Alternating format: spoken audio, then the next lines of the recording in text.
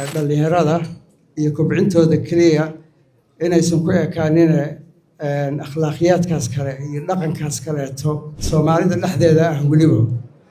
oo dhalinyaro wiilasha oo badan gabdhaha waa fiican yihiin maasha Allah aad u fiican yihiin dumarka oo xitaa qof kamida Soomaali dhalinyaradaas mid Soomaaliya kamida xitaa haddii dhibaato la gaarsiiyo aanan sheegaynin qofkii gaarsiiyay ayagoo og qofkii dhibaatadaas u geystay aniga farxad qaasa ayay ii tahay caawa inaan idinkala soo qayb galo xafladan khaasatan dad badan oo muddo 15 sano 14 sano ah aanan is arkin ayay waxay ii siisay fursad aan isku aragno inkastoo rag badan ay ka maqan yihiin oo isboortiga waaga ka shaqay jiray tusaale ahaan Cabdirabbi waa uma jeedi idin lama socdo u malaynaa Nuuraaye ma jooga u malaynaa laakiin inta badan akhyaartii isboortiga waagaas waday ka shaqayn jirtay ayaa halkan isugu timid marka farxaddaas gaarka ah ayay ii leedahay doorka isboortiga uu ku leeyahay dhisidda bulshada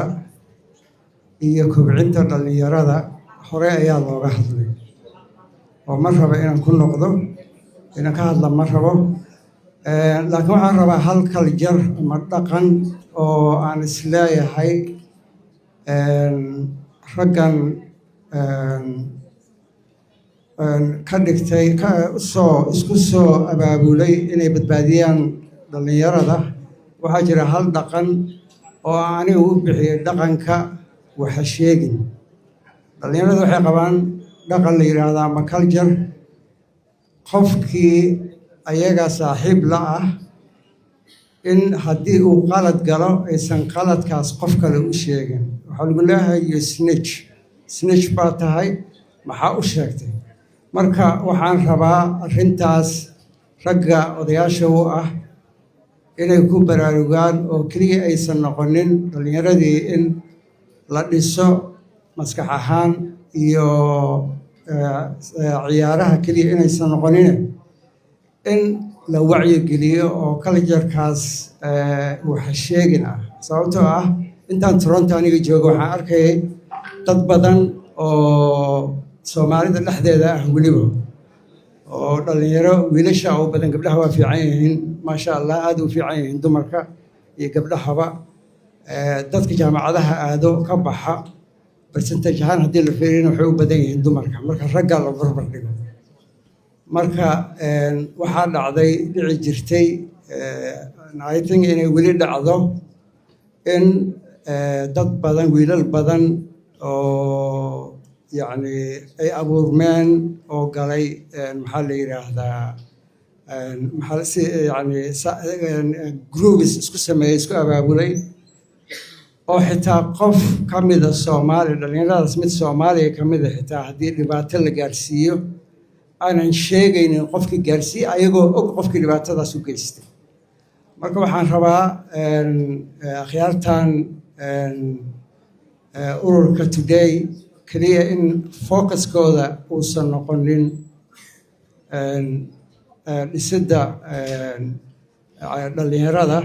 iyo kobcintooda kaliya inaysan ku ekaanin akhlaaqiyadkaas kale iyo dhaqankaas kaleeto ee xun oo Soomaalida aysan isticmaalin laakiin dhalinyarada ku dhalatay wadamadaas ay aad u isticmaalaan culture-ka snitchka in waxaan rabaa in ayadana lagu baraarugsanaado oo wax laga qabto waxaa kaloo rabaa ugu dambeyntii inaan cudurdaarka bixiyo waxaa caawa xafladda rabay inuu nagala soo qayb qaato ra'iisul wasaare ku-xigeenka Saalax intaan soo socdo soo wacay asagana uu yiri ma imaan karo caawa arrimo kale tahay soo galay iyo bidhaan wasiir bidhaan oo asagana reer Toronto ahaa labadaasna cudurdaaran ka bixinaynaa waxaa runtii aad ii soo jeeday foundationkii Ugasa Foundation oo runtii dhalinyaro ilmo yaryar oo yani inay siiyaan hooy waxbarasho u diraan ka shaqeeyo waxaan rabaa marka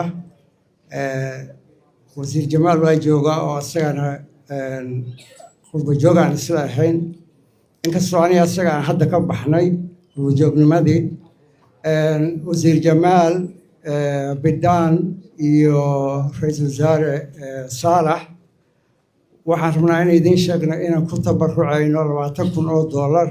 min $5,000 qofkiiba oo aan rabno 10,000 inaan ku tabarucno ururka Today 10,000 aan ku tabarucno Ugaasa Foundation intaas aa ku soo gabagabeynaa